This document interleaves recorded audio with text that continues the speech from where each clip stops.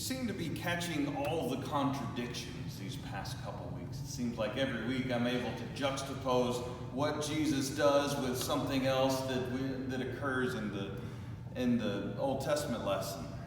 And today is one of those. In our gospel lesson today, Jesus again predicts his death. The Son of Man will be delivered into the hands of men, and they will kill him. And when he is killed, after 3 days he will rise. It seems to put him in the category of the ungodly men, according to our Old Testament lesson. Ungodly men with their words and deeds summon death, considering him a friend. They pined away, and they made a covenant with him because they are fit to belong to his party. Isn't this exactly what Jesus is doing? This is now the second time he has told his disciples of his impending death, not as a possibility, but as a reality. He is seemingly acting like wisdom tells us. The ultimate godly man, the Son of God, should not act. He is not doing anything to avoid it. He's not walking that fine line that would still allow him to tell the truth and still be on message, yet not be walking straight to his own death. So what prevents Jesus from falling into the category of the ungodly? The ungodly are this way because they have a false understanding of what they are embracing.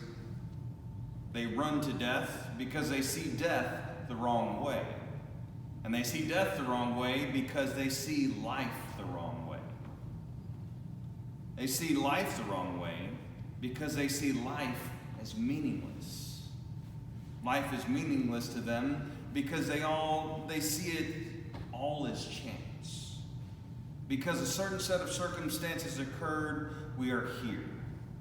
There's no meaning behind it. Just the results of random choices of what came before.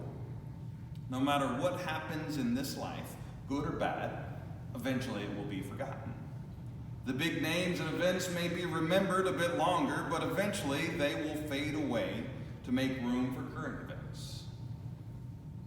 All that really happens is that we make life for the next generation a bit more interesting, either in being more difficult or being slightly better. But in the grand scheme of things, mankind is really just a bit of smoke. Some lingers longer than others, but eventually it all gets dissipated as if it never existed at all. So no wonder they embrace death. This is all super depressing. Think about how many people you know who fall into this category. The title may be slightly different. It's not necessarily PC anymore to call people ungodly. But the mentality and the actions remain the same. And what are the results? Normally sadness. Though sometimes we see anger sometimes at the situation, sometimes anger at anyone who would rebel against the situation.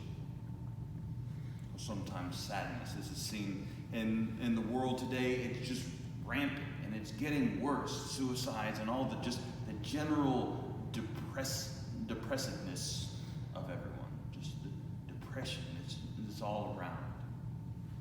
And sometimes it results in anger. People don't like to think that nothing they do matters.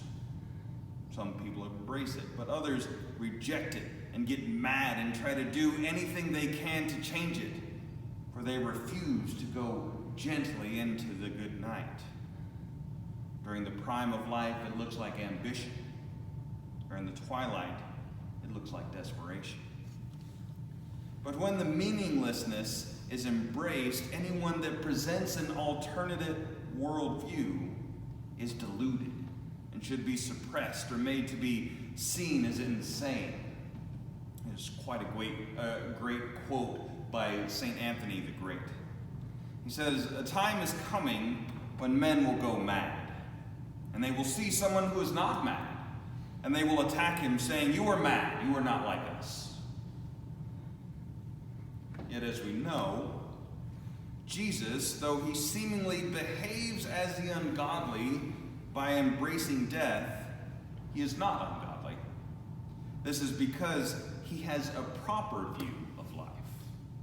Jesus does not embrace death as one who has made a covenant with death. He embraces death as one who will make a covenant through death.